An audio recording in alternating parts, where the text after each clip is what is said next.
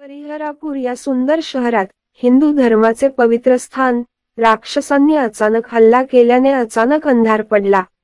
घाबरलेल्या आणि असह्य झालेल्या नागरिकांनी पराक्रमी वानरदेवता भगवान हनुमानाची मनोभावे प्रार्थना केली। सदैव जागृत आणि शक्तिशाली भगवान हनुमानाने त्यांची विनवणी ऐकली आणि ते कृतीत आले।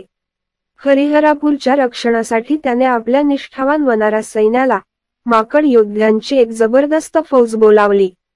जय हनुमान च्या भयंकर जयघोषाने वनारा सैन्य युद्धात उतरले। काळ्या जादूने चाललेल्या राक्षसांनी भयंकर लढा दिला, परंतु वनारा सैन्य हतबल झाले। उत्कृष्ट सामर्थ्य, चपळता आणि शौर्याने त्यांनी राक्षसांशी युद्ध केले आणि त्यांची काळी जादू आणि शस्त्रे नष्ट केली। हनुमान स्वतः मैदानात उतरला। त्याच्या पराक्रमी गर्जनेने राक्षसांच्या मनात भीती निर्माण केली। युद्ध सुरू असताना वनारा सैन्याने राक्षसांना मागे ढकलून वरचा हात मिळवला।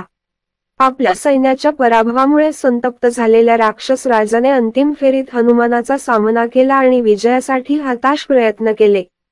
पण हनुमान तयार झाला। एका जोरदार प्रहाराने त्याने राक्षस राजाला मारले, त्याच्या काळ्या जादूचा नाश केला आणि राक्षसांना हरिहरपूरमधून घालवले। राक्षसांचा पराभव झाल्याने आणि त्यांची काळी जादू ओसरल्याने हरिहरपूरचे रक्षण झाले। नागरिक आनंदित झाले, त्यांचे चेहरे आनंद आणि कृतज्ञतेने भरले। त्यांनी भगवान हनुमान आणि वनारा सैन्याचे तारणहार म्हणून स्वागत केले। हनुमानाच्या शौर्याचा आणि निस्वार्थपणाचा गौरव करून शहराने विजयोत्सव आणि विधींनी उत्सव साजरा केला।